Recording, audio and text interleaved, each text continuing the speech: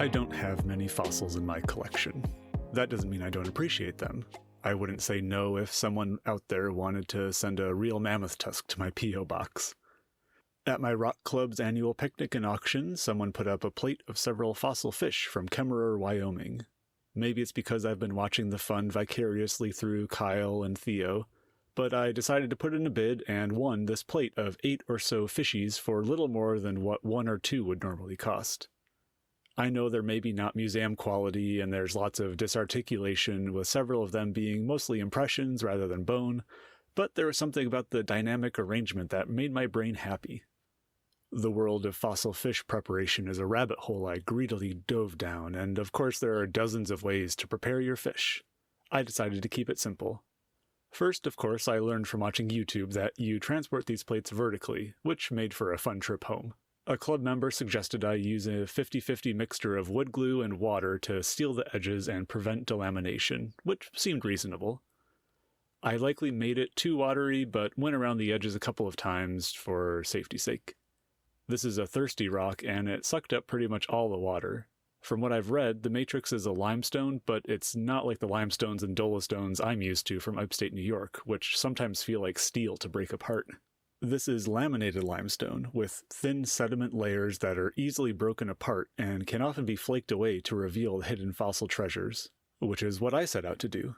After sealing the edges, I took a closer look at the fish, and most of the prep work was already done, which is part of why it was appealing.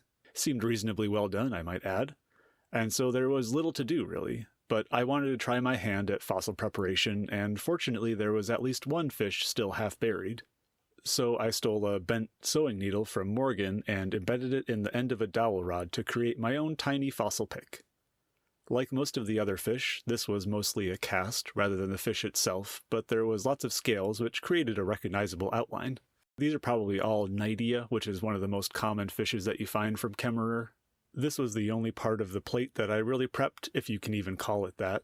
The largest fish had some good bones, and there was a little matrix in between, but I didn't want to risk losing them bones by learning to prep with the nicest part of the specimen. So I just gave it all a quick bath with water and a toothbrush, trying to be careful not to scrape away too many delicate fish bones. Now, like I said, there are plenty of options for how to prep a fossil fish. I've read a few accounts that the fish in Kemmerer you don't really need to worry about stabilizing them, but I wanted to go the extra mile and thought it might help the fish pop more, so I bought a bag of Paraloid B72, an acryloid that is stable indefinitely but easily dissolved by acetone, so it's favored by many museums. Basically, it's a plastic.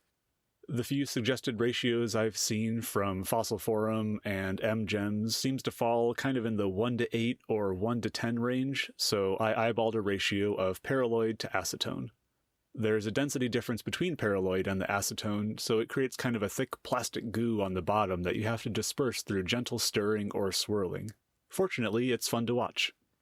And with my liquid plastic ready to go, it was time to paint some fishes. Just don't tell my daughter I stole one of her paintbrushes.